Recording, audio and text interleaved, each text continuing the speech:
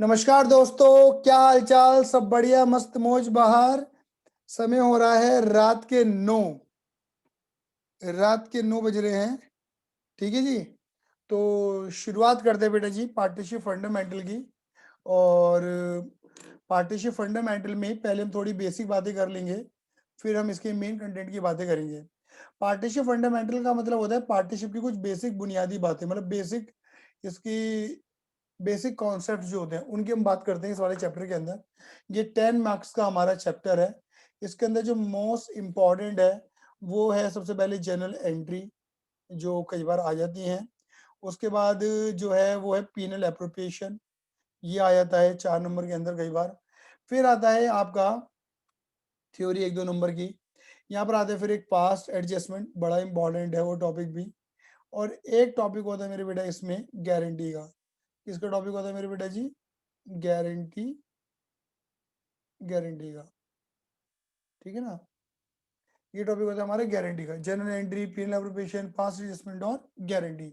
ये इसके important content है। हालांकि इसी के बीच में आपका आता है पार्टनर्स कैपिटल, मतलब नेचर ऑफ कैपिटल, जिसमें हम कैपिटल और करंट अकाउंट के बारे में सीखते हैं। मतलब ये फुल फ्लेज क्वेश्चन आने के चांसेस तो बड़े कम होते हैं, बट हाँ स्टिल हमें ये आना बहुत जरूरी है। हमें करना पूरा आना चाहिए कि partners capital account, current account कैसे बनता है, और एप्रोप्रिएशन अकाउंट कैसे बनता है, जर्नल एंट्री कैसे बनाते हैं। और उसके बाद हम फिर पास्ट एडजस्टमेंट की बातें करते हैं, गारंटी की हम बातें करते हैं। बात क्लियर हो गई? देखिएगा, इसमें फिर वही गिने चुने कुछ छोटे मोटे टॉपिक होते हैं, जैसे हम interest on capital, interest on drawing, interest on loan, salary commission, bonus, हम इनकी बातें करते हैं। ठीक है, चलिए फटाफट से शुरुआत कर दें। कोई तुमसे पूछे पार्टनरशिप का मतलब क्या होता है? पार्टनरशिप का मतलब होता है जब दो या दो से ज्यादा बंदे आपस में मिलकर एक बिजनेस को रन करते हैं और उस बिजनेस से होने वाले प्रॉफिट या लॉस को आपस में शेयर करते हैं, उसे हम पार्टनरशिप कहते हैं। ठीक है ना। Partnership is a relationship between two और more person who have agreed to share profit from a business carried on by all और any one of them acting for all. मतलब उस बिजनेस को कोई भी चला, सारे मिलकर चला सकते हैं कि उनमें से कोई एक दो चला सकते हैं, जिसे हम बोलते हैं एक्टिव पार्टनर और स्लीपिंग पार्टनर। जो चला रहे हैं वो एक्टिव है, जो बिजनेस के अंदर पैसे लगा के घर पे सो रहे हैं वो स्लीपिंग पार्टनर है। क्लियर है? ये नहीं है।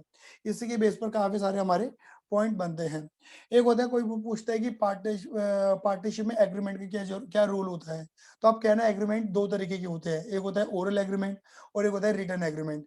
ओरल एग्रीमेंट का मतलब होता है कि बुनियादी बातें सिर्फ मुंह से बोल बोल के बातें कर ली कि हम बिजनेस को कैसे चलाएंगे, ऐसे वैसे ऐसे वैसे। उन्हें एक पेपर पे लिखा नहीं है हमने, बात के लिए उन्हें एक किसी पेपर पे नहीं लिखा। वो कहलाता है आपका ओरल एग्रीमेंट। ओरल एग्रीमेंट में हम एक दूसरे को धोखा दे सकते हैं क्योंकि कोई लिखा पढ़ी नहीं करी। वही रिटन एग्रीमेंट क्या होता है कि जो भी तुम टर्म्स कंडीशन रूल्स रेगुलेशन अपनी पार्टनरशिप की डेवलप कर रहे हो, उन्हें ऑन पेपर उतार लो, उन्हें पेपर पे लिख लो, और पेपर पे सभी पार्टनर विद स्टैम्प साइन करते हैं। उसे बोलते हैं रिटन एग्रीमेंट। रिटन एग्रीमेंट को हम बोलते हैं पार्टनरशिप डीड। ठीक है ना, पार्टनरशिप डीड बोलते हैं। मतलब पार्टनरशिप डीड बनाई भी इसलिए जाती है मेरे बेटा जी कि फ्यूचर में आने वाले कोई भी अगर डिस्प्यूट होता है पार्टीज के बीच में, तो उन डिस्प्यूट से बचा जा सके, इसलिए पार्टनरशिप डीड को डेवलप किया जाता है। अगर आपसे कोई पूछे कि डीड क्यों बनाई जाती है, तो आप इसका ये रीजन दे सकते हो।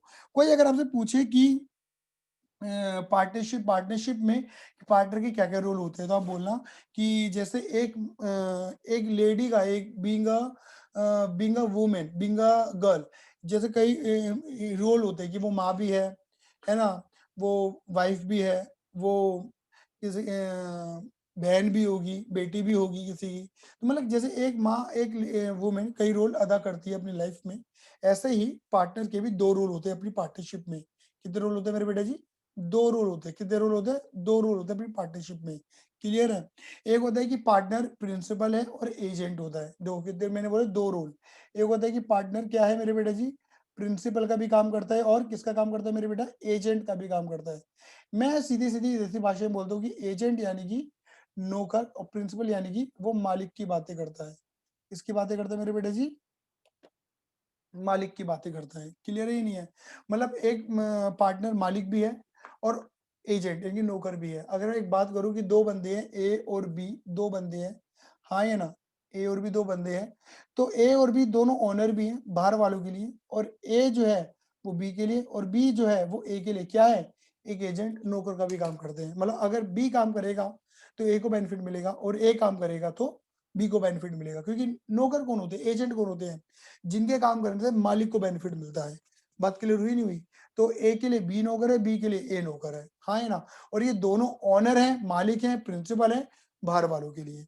तो इनकी एक पार्टी के दो रोल होते हैं, प्रिंसिपल और एजेंट की बात करते हैं। कोई अगर आपसे पूछे क्या minor can be a partner, तो आप कह सकते हो yes minor can be a partner. हालांकि एक्सेप्शन केस है, नॉर्मली माइनर को हम पार्टनर नहीं बना सकते हैं, लेकिन एक्सेप्शनली पूछा जाए कि माइनर पार्टनर बन सकता है, तो आप कह सकते हैं yes minor can be a partner exceptionally only for profit. मतलब एक तरीके से अगर माइनर पार्टनर बनेगा तो सिर्फ प्रॉफिट के लिए बनेगा, लॉस के लिए नहीं बनेगा। यानी कि अगर एक बात करें कि ए बी सी तीन पार्टनर हैं, जिनमें सी को माइनर मान लेते हैं, सी को माइनर अगर हम मान लेते हैं मेरे बच्चे, तो अभी मान लीजिए कि ए बी और सी माइनर है, तो अगर प्रॉफिट होगा तो इन तीनों में बटेगा, लॉस होगा तो खाली इन दोनों में बटेगा, इसको नहीं मिलेगा।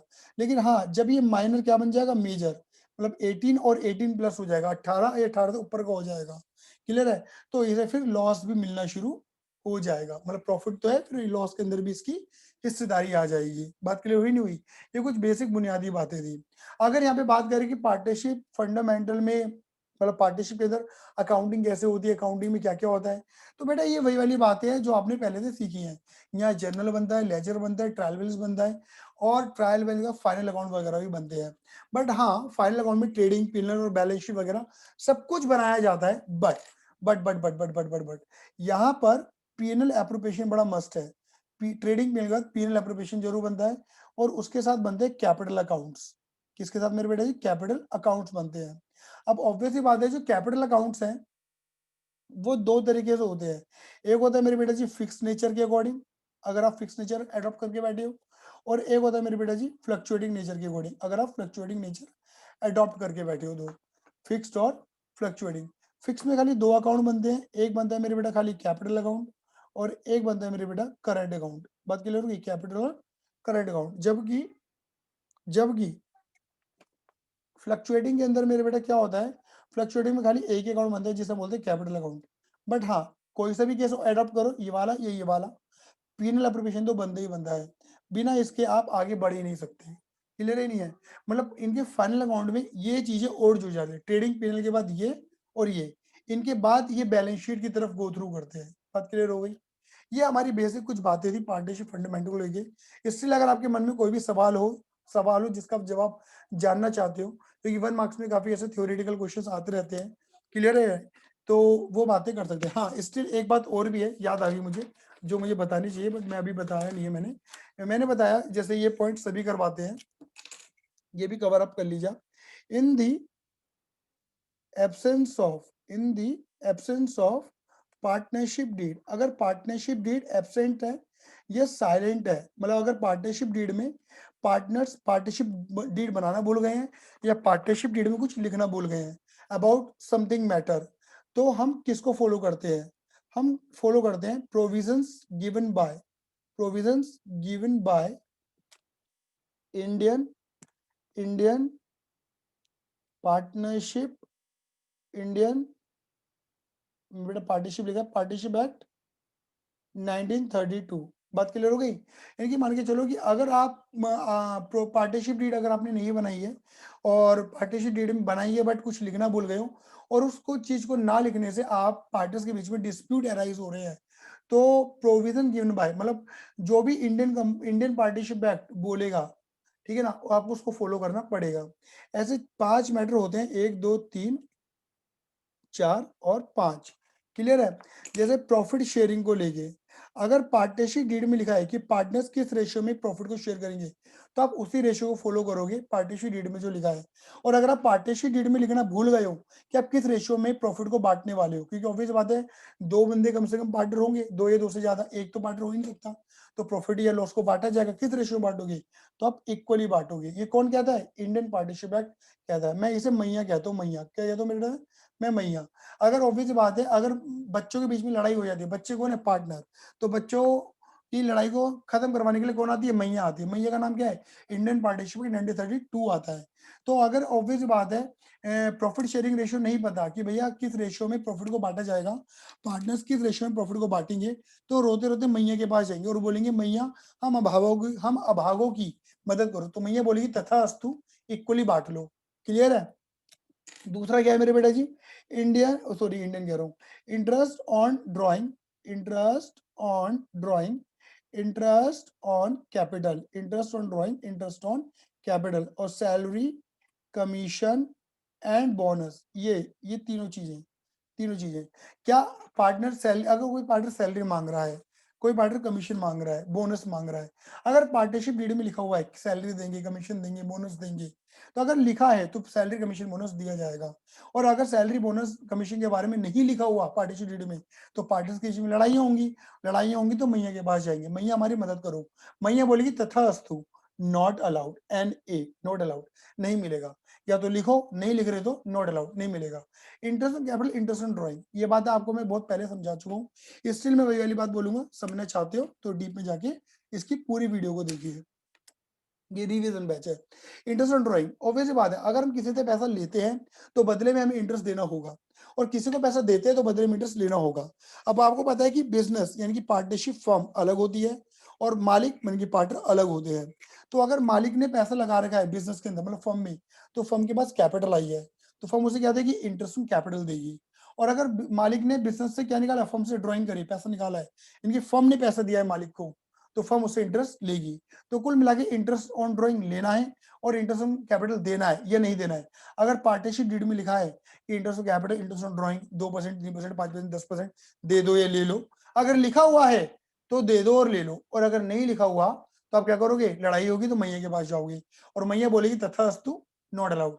ठीक है ना? अगर इंटरेस्ट ऑन ड्राइंग और इंटरेस्ट ऑन कैपिटल और सैलरी कमीशन बोनस के बारे में नहीं लिखा हुआ पार्टनरशिप डीड में, तो दिया ही नहीं जाएगा, मतलब इनकी अकाउंटिंग ही नहीं होने वाली।